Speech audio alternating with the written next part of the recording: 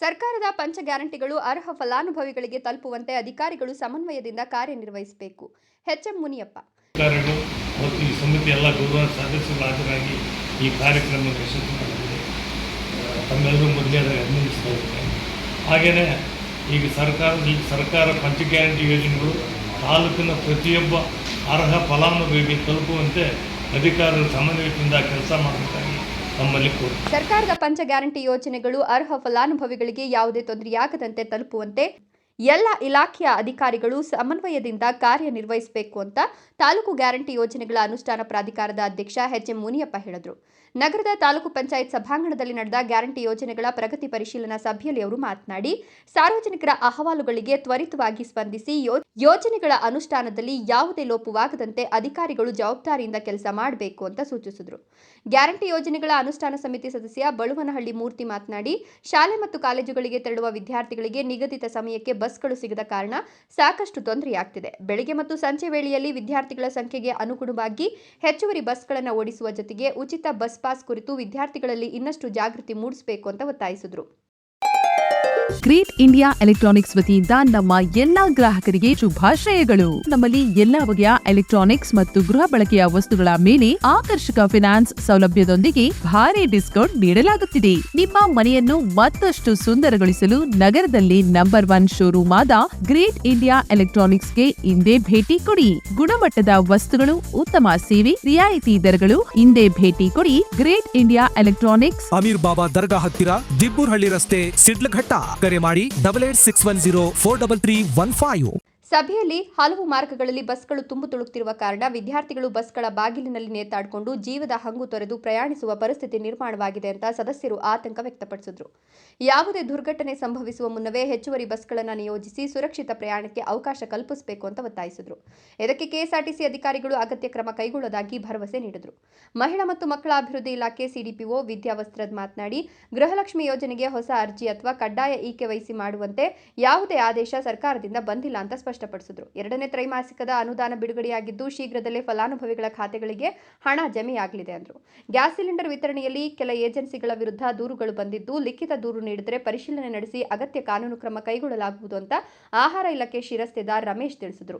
ಸಭೆಯಲ್ಲಿ ತಾಲೂಕು ಯೋಜನಾಧಿಕಾರಿ ಅನಿಲ್ ಕುಮಾರ್, ಗ್ಯಾರಂಟಿ ಯೋಜನೆಗಳ ಅನುಷ್ಠಾನ ಸಮಿತಿ ಸದಸ್ಯರಾದ ಬಳುವನಹಳ್ಳಿ ಮೂರ್ತಿ, ಲಕ್ಕಹಳ್ಳಿ ಸುರೇಶ್, ಚರಣ್ ರೆಡ್ಡಿ, ಗೊರ್ಲಪ್ಪ, ನರಸಿಂಹರೆಡ್ಡಿ, ವೆಂಕಟೇಶ್, ಮಹಿಳಾ ಮತ್ತು ಮಕ್ಕಳ ಅಭಿವೃದ್ಧಿ ಇಲಾಖೆ ಸಿಡಿಪಿಒ ವಿದ್ಯಾವಸ್ತ್ರದ್, ಆಹಾರ ಇಲಾಖೆ ಶಿರಸ್ತೇದಾರ್ ರಮೇಶ್, ಬೆಸ್ಕಾಂ, ಆಹಾರ ಮತ್ತು ನಾಗರಿಕ ಸರಬರಾಜು ಇಲಾಖೆ, ಕೆಎಸ್ಆರ್ಟಿಸಿ, ಉದ್ಯೋಗ ವಿನಿಮಯ ಕಚೇರಿ, ತಾಲೂಕು ಪಂಚಾಯತ್ ಸಿಬ್ಬಂದಿ ಸೇರಿದಂತೆ ವಿವಿಧ ಇಲಾಖೆಗಳ ಅಧಿಕಾರಿಗಳು ಸಮಿತಿಯನ್ನು ಈ ದಿವಸ ಕರೆಯಲಾಗಿತ್ತು. ಈ ಸಭೆಗೆ ನಮ್ಮ ಇಲಾಖೆಯವರ ಅಧಿಕಾರಿಗಳು ಮತ್ತು ಈ ಸಮಿತಿ ಎಲ್ಲ ಗೌರವ ಸದಸ್ಯರು ಹಾಜರಾಗಿ ಈ ಕಾರ್ಯಕ್ರಮವನ್ನು ಯಶಸ್ವಿ ಮಾಡಿದ್ದಾರೆ. ತಮ್ಮೆಲ್ಲರೂ ಮೊದಲೇ ಅಭಿನಂದಿಸ್ತಾ ಇದ್ದಾರೆ.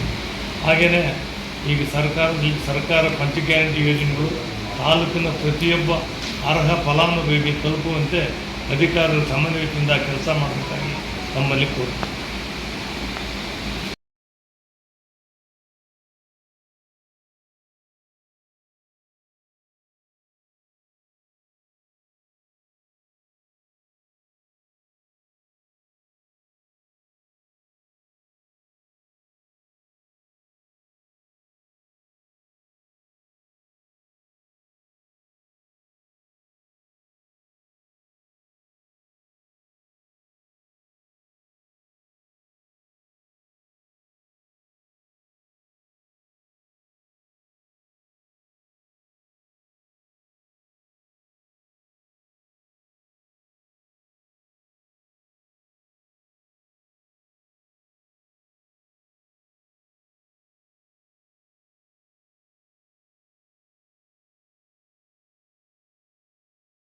ಬಸ್ ಜನ ಎರಡು ಬಸ್ ಜನ ಒಂದು ಬಸ್ ಆಗಿರ್ತಾರೆ. ಇಲ್ಲ ಸರ್, ಬೆಳಗ್ಗೆ ಇವತ್ತು ಸಿಡ್ಲಘಟ್ಟ ರೂಟ್ ಒಬ್ಬೊಬ್ಬರು ಮಕ್ಕಳು ಜನ ನಿಂತಿರ್ತಾರೆ.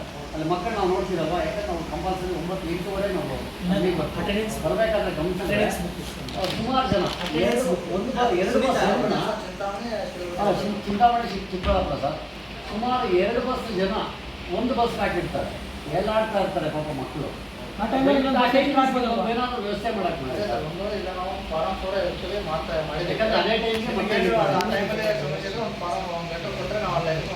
ಕೂಡ ರೆಡಿ ಬೇಕಾದ್ರೆ ಫೋಟೋ ತಗೊಂಡು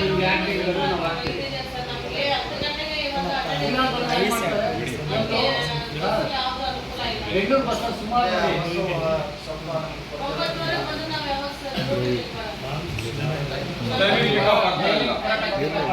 ಆಮೇಲೆ ಈ ಬೆಂಗಳೂರು ಬಸ್ ಇರುತ್ತಲ್ಲ, ನಿಮ್ಮ ಬಸ್ ಸ್ವಲ್ಪ ಮಾತಾಡೋದು ಬರೋದೇ ಅಂತೇಳಿ ಅವರು ಇನ್ನೊಂದು ಸರ್ತಿ ನೀವು ಬೇರೆಯವ್ರನ್ನ ಕಳಿಸಿದ್ರೆ ಅದು ಸಕ್ಸಸ್ ಆಗಲ್ಲ.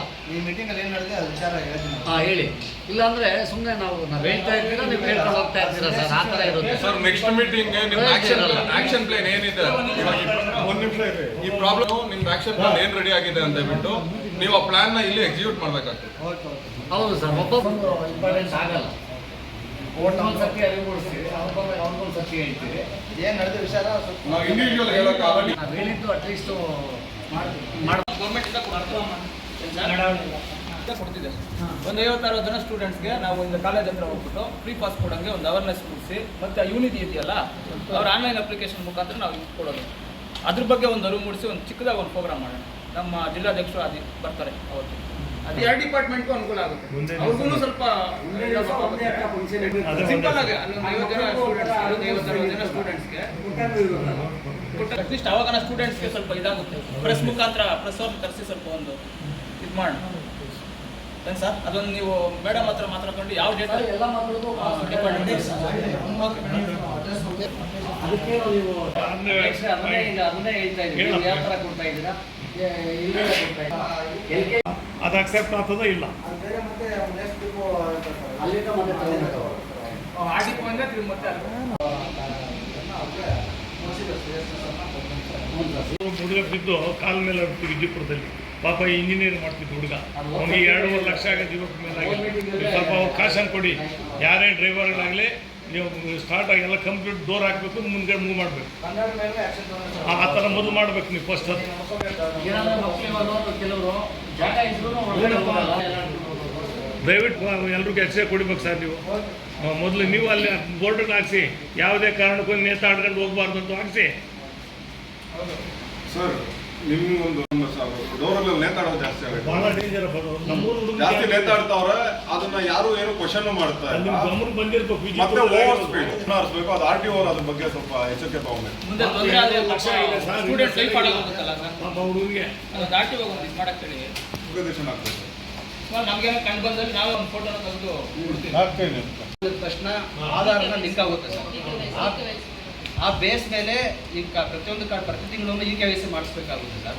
ಆಮೇಲೆ ಅದಕ್ಕೆ ಯಾರು ಮರಣ ಹೊಂದಿರ್ತಾರೋ ಕಾಡಲ್ಲಿ ಇರ್ತಕ್ಕಂಥ ವ್ಯಕ್ತಿ ನಾರಾಯಣಪ್ಪ ಅನ್ನೋ ಇರ್ತಾನೆ, ಅವ್ರೇನಾದರೂ ಮರಣ ಹೊಂದಿರೋ ಅಂತ ಹೇಳಿದ್ರೆ ಆಧಾರನ ಎಂಟ್ರಿ ಮಾಡ್ತಾರೆ, ಯಾವುದು ಈ ಜನ್ಮದಲ್ಲಿ. ಸೊ ಅದನ್ನು ಎಂಟ್ರಿ ಆದ ತಕ್ಷಣ ಆಟೋಮೆಟಿಕಲಿ ಅದು ನಮ್ಮಲ್ಲಿ ಸಾಫ್ಟ್ವೇರಲ್ಲಿ ಡಿಲೀಟ್ ಆಗ್ಬಿಟ್ಟು ಆಗ್ತಾ ಇದೆ ಸರ್. ಅದು ಡಿಲೀಟ್ ಆಯ್ತು ಅಂದರೆ ಅವ್ರಿಗೆ ಅಲರ್ಟ್ ಹೋಗಲ್ಲ ಸರ್. ಅದು 5 ಜನ 4 ಜನ ಕನ್ವರ್ಟ್ ಆಗುತ್ತೆ. ಬರೋದಿಲ್ಲ ಈಗ ನಾವು ಏನು ಕೈ ಬರವಾಗಿಲ್ಲ ಸರ್, ಎಲ್ಲ ಆನ್ಲೈನ್ ಪ್ರೋಸೆಸ್ ಇದೆ. ಸೊ ಯಾವುದೇ ರೀತಿ ಕೈ ಬರಹ ಇರೋದಿಲ್ಲ, ಆ ಸಿಸ್ಟಮಲ್ಲೇ ಆಗುವಂಥದ್ದು ಆಗ್ತದೆ. ಈಗ ಮತ್ತೆ APL ಟು BPL ಮಾಡಿಕೊಡಿ ಅಂತ ಕನ್ವರ್ಟ್ ಆಗಿ ನಮಗೆ ಅರ್ಜಿಗಳ ಕೊಡ್ತೀವಿ.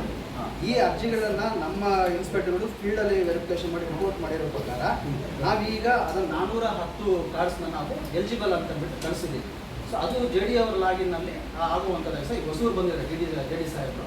ಸೊ ಅದೆಲ್ಲ ಆದಮೇಲೆ ಅವ್ರು ಕೆಲವೊಂದು ಹಂತವಾಗಿ ಕ್ಲಿಯರ್ ಆಗ್ತದೆ. ಎಷ್ಟು ಕಾರ್ಡ್ APL ಆಗಿದೆ ಸರ್ BPL ಇಂದ?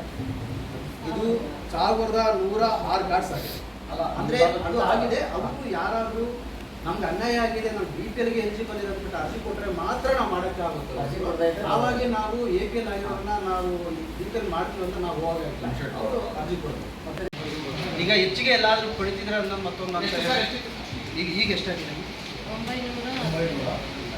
930 ಇರಬೇಕು. ಕಂಪ್ನಿ HP ಒಂದು ರೀತಿ ಇರುತ್ತೆ. ಇನ್ನೊಂದು ಅದರಲ್ಲಿ ಏನಾದರೂ ಹೆಚ್ಚಿಗೆ ಪಡೀತಾ ಅಂದರೆ ಅವ್ರಿಗೆ ಆನ್ಲೈನ್ ಬಿಲ್ಗಿಂತ ಹೆಚ್ಚಿಗೆ ಏನಾದ್ರು ಪಡೀತಾ ಇದ್ದಾರೆ ಅಂತ ಹೇಳಿದ್ರೆ 930 ಹೌದು. ಈಗ ನನಗೆ ತಿಳಿದಿರೋ ಮಾಹಿತಿ ಪ್ರಕಾರ 1050 ರೂಪಾಯಿ ತಗೊಂಡ್ರೆ ಯಾವ 1050 ನಾನು ಹೇಳ್ತೀನಿ ಎಲ್ಲಿ ಅಂದರೆ ಈಗ ಹಚ್ಕದ್ರೇನಹಳ್ಳಿ ಆ ಸರ್ಕಲಲ್ಲಿ ಗಾಡಿ ಬಂದು ನಿಲ್ಸ್ಕೊಂಡು ಬರ್ಕೊಳ್ಳಿ ಸರ್. ಅಲ್ಲೋ ಹಚ್ಕದ್ರೆ ಇಲ್ಲೇ ನಾನು ಹೇಳ್ತೀನಿ, ಗ್ಯಾಸ್ ಬುಕ್ ಮಾಡಿದ್ಮೇಲೆ ಹೋಮ್ ಡೆಲಿವರಿ ಕೊಡಬೇಕಾಗಿರೋದು ಏಜೆನ್ಸಿಗೆ ಕೆಲಸ, ಕರೆಕ್ಟಾ? ಅಲ್ಲೇನು ಮಾಡ್ತಾ ಇದ್ದಾರೆ, ಗಾಡಿಗೆ ತಗೊಂಡು ಹೋಗ್ಬಿಟ್ಟು ಒಂದು ಮೇನ್ ಸರ್ಕಲಲ್ಲಿ ಹಾಕೊಂಡು ಏಜೆನ್ಸಿಗಳವರು ಆ ಸುತ್ತಮುತ್ತ ಹಳ್ಳಿಗಳವರು ಇರೋಣ, ಸುತ್ತಮುತ್ತ ಹಳ್ಳಿಗಳವ್ರು ಇರ್ತಾರಲ್ಲ ಅವರೇ ಬಂದು ಅಲ್ಲಿ ತಗೊಂಡೋಗ್ಬೇಕು. ಆದರೂ 1050 ರೂಪಾಯಿ ಕೊಡ್ತಾ ಇದ್ದಾರೆ.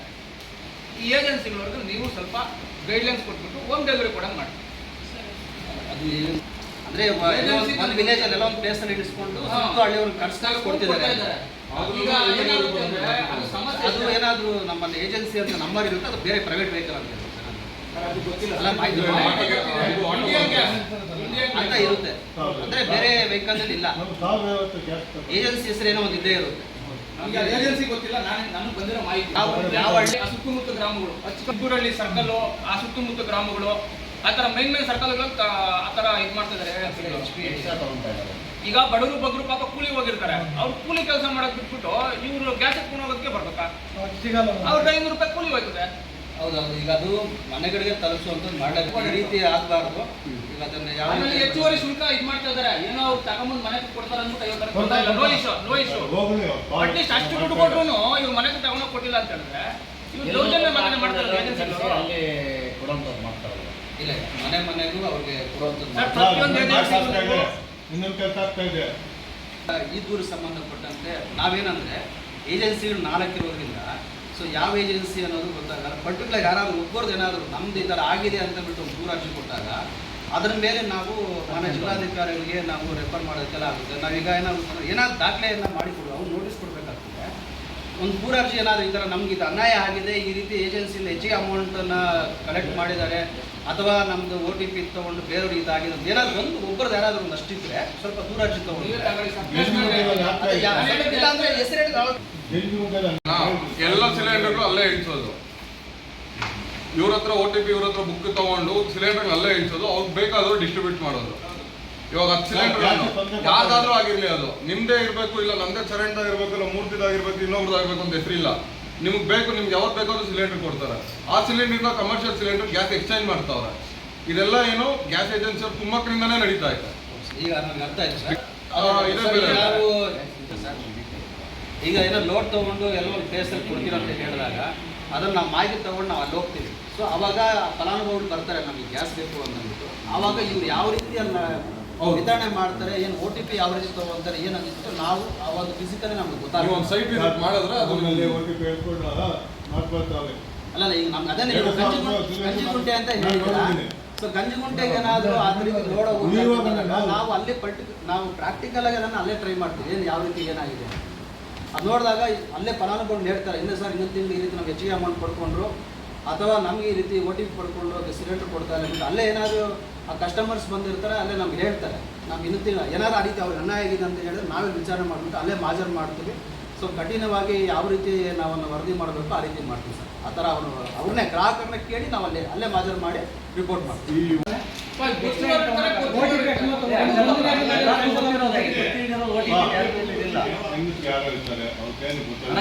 ಯಾರೇ ಆಗಲಿ OTP ಕೊಡ್ತಿದ್ದು ಈಗ ಸಿಲಿಂಡರ್ಗಳಲ್ಲಿ ಒಂದು ಗೊತ್ತಿದೆ, ಒಂದಷ್ಟು ಜನಕ್ಕೆ ಪಾಪ ಏನು ಗೊತ್ತಿಲ್ಲದೆ ಈ ಫೋನ್ ಹತ್ರ ಏನಾದರೂ ಆಗಿರ್ಬೋದು ಅಂತ ನನ್ನ ಅನಿಸಿಕೆ ಸಭೆಯಲ್ಲಿ ಹೇಳಿ. 48,46,04,000 ರೂಪಾಯಿ ಇದುವರೆಗೂ ಪೇಮೆಂಟ್ ಆಗಿದೆ.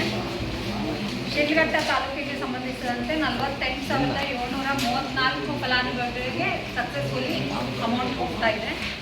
ಅದರಲ್ಲಿ ಮರಣ ಹೊಂದಿರೋ ಸಂಖ್ಯೆ 446, ಅವರಿಂದ ಏನು ಅಪ್ಲಿಕೇಶನ್ಸ್ ತೊಗೊಂಡು ಡಿಲೀಟ್ ಆಗಿದೆ. IT GST ಪೇಯರ್ಸ್ ಅಂತ 582 ಫಲಾನುಭವಿಗಳು ರಿಜೆಕ್ಟ್ ಆಗಿದೆ ಪೋರ್ಟಲಲ್ಲಿ. ಶಿಡ್ಲಘಟ್ಟದಲ್ಲಿ ಇದುವರೆಗೂ 11,134 ಜನರು SC ಫಲಾನುಭವಿಗಳಿಗೆ, ಮನೆ ಯಜಮಾನರಿಗೆ ಸಕ್ಸಸ್ಫುಲಿ ಅವರಿಗೆ ಪೇಮೆಂಟ್ ಹೋಗ್ತಾ ಇದೆ. ST ಫಲಾನುಭವಿಗಳಲ್ಲಿ 4,319 ಜನಕ್ಕೆ ಹೋಗ್ತಾ ಇದೆ. OBC ಫಲಾನುಭವಿಗಳಲ್ಲಿ 16,020 ಜನರಿಗೆ ಹೋಗ್ತಾ ಇದೆ. ಮೈನಾರಿಟಿಯಲ್ಲಿ 6,686 ಜನಕ್ಕೆ ಹೋಗ್ತಾ ಇದೆ. ಅದರ್ಸ್ ಕ್ಯಾಟಗರಿಯಲ್ಲಿ 10,575 ಫಲಾನುಭವಿಗಳಿಗೆ ಗೃಹಲಕ್ಷ್ಮಿ ಅಮೌಂಟ್ ಹೋಗ್ತಾ ಇದೆ. ಈಗ 1ನೇ ಕಂತು ಅಮೌಂಟ್ ರಿಲೀಸ್ ಆದಾಗ ಅದರದ್ದು ಕ್ಲಿಯರ್ ಆಗಿದೆ. 2ನೇ ಕ್ವಾರ್ಟರದ್ದು ಏನು ಬಜೆಟ್ ರಿಲೀಸ್ ಆಗಬೇಕು ಅದು ಈಗ ಬಜೆಟ್ ಬಂದಿದೆ, ಚಿಕ್ಕಬಳ್ಳಾಪುರ ಅಂದರೆ ಡಿಸ್ಟಿಕ್ ಆಫೀಸ್ಗೆ ಬಂದಿದೆ. ಸೊ ಈ 1 ವಾರದಲ್ಲಿ ಅದು ಅಮೌಂಟ್ ಬರುತ್ತೆ. ಡೆತ್ ಸರ್ಟಿಫಿಕೇಟ್ ತಂದು ಅದನ್ನು ಡಿಲೀಟ್ ಮಾಡಿಸ್ಬೇಕಾಗತ್ತೆ ಒಂದು. ಆಮೇಲೆ ಬ್ಯಾಂಕ್ನವ್ರಿಗೆ ಮಾಹಿತಿ ಕೊಡಬೇಕಾಗತ್ತೆ. ಬ್ಯಾಂಕಲ್ಲಿ ಕೂಡ ಯಾರಾದರೂ ಡೆತ್ ಆದರೆ ಅವರುಗಳು ಫಲಾನುಭವಿಗಳಿಗೆ ನಾಮಿನಿಗೆ ಕೊಡೋ ಅವಕಾಶ ಇಲ್ಲ. ದುಡ್ಡು ಬಂದಾಗ ಅದನ್ನು ವಾಪಸ್ ಸರ್ಕಾರಕ್ಕೆ ಕಟ್ಟಬೇಕಾಗುತ್ತೆ. ಅವರು ನಮ್ಮ ಆಫೀಸಿಗೆ ಬಂದು ಡಿಲೀಟ್ ಮಾಡ್ಸಕ್ಕೆ ಅರ್ಜಿ ಕೊಡಬೇಕಾಗತ್ತೆ. ಡಿಲೀಟ್ ನಮ್ಮ ಆಫೀಸಲ್ಲಿ ಮಾಡ್ತೀವಿ. ನೆಕ್ಸ್ಟ್ ಯಜಮಾನಿ ಹೆಸರನ್ನ ಅವರು ಫುಡ್ ಆಫೀಸಿಂದ ಚೇಂಜ್ ಮಾಡಿಸ್ಕೊಂಡು ನೋಂದಣಿ ಮಾಡಿಸ್ಕೋಬೋದು. ಫಸ್ಟ್ ಆಗಿದೆ ಈಗ ಮೇ ಮಂತದ್ದು ಈಗ ಆಗುತ್ತೆ. ಅಂದರೆ ಬಜೆಟು 2ನೇ ಕ್ವಾರ್ಟರ್ ಅಂತ ಕೊಟ್ಟಿದ್ದಾರೆ. ಸೊ ಟೋಟಲ್ ಚಿಕ್ಕಬಳ್ಳಾಪುರಕ್ಕೆ ಅದು ಪೇಮೆಂಟ್ ಆಗೋದ್ರಿಂದ ಎಷ್ಟು ಮಂತಿಗೆ ಆಗುತ್ತೆ ಅಷ್ಟು ಮಾಡ್ತಾರೆ. ಮೇದಾದರೆ ಮೇದಾಗುತ್ತೆ, ಜೂನು ಕೆಲವ್ರದ್ದಾದರೆ ಜೂನ್ದು ಮಾಡ್ತಾರೆ. ಆ ರೀತಿ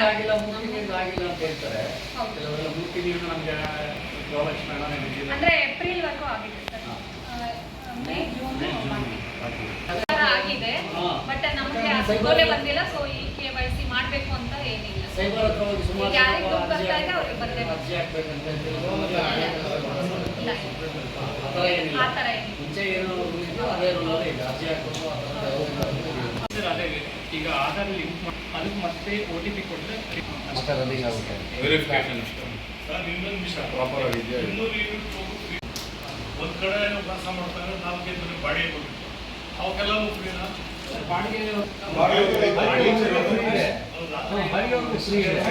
ಬೇಕಾದ್ರೆ ಬಾಡಿಗೆ ಮನೆಯಲ್ಲಿ ಯಾರಿದ್ದಾರೆ ಅಂತ ಅವ್ರದ್ದು ರೆಂಟಲ್ ಅಗ್ರಿಮೆಂಟ್ ತಗೊಂಡು ಮತ್ತೆ ಅವ್ರಿಗೆ ನಾವೇ ಫಾರ್ಮ್ಸ್ ಕೊಡ್ತಿದ್ದೀವಿ ಅವ್ರಿಗೆ. ಆ್ಯಕ್ಚುಲಿ ಅದನ್ನು ಫಿಲ್ ಮಾಡಿ ಓನರು ಮತ್ತು ಅವ್ರು ಏನು ಬಾಡಿಗೆಗೆ ಯಾರಿದ್ದಾರೆ ಅವ್ರದ್ದು ಸೈನ್ ಬೇಕಾಗುತ್ತೆ. ಸೊ ಅದನ್ನು ಫಾರ್ಮ್ನ ಫಿಲ್ ಮಾಡಿಕೊಟ್ರೆ ನಾವೇ ಅಪ್ಲೋಡ್ ಮಾಡಿ ಅದನ್ನು ವೆರಿಫೈ ಮಾಡ್ತೀವಿ.